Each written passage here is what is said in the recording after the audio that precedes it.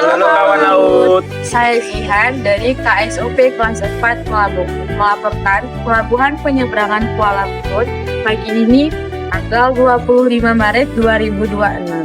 H+4 arus mudik lebaran. Pelabuhan penyeberangan Kuala Lumpur melakukan embarkasi dan debarkasi dengan jumlah penumpang turun 215 dan jumlah penumpang naik 304. Pelabuhan penyeberangan Kuala Lumpur terpantau aman, lancar, dan tertib.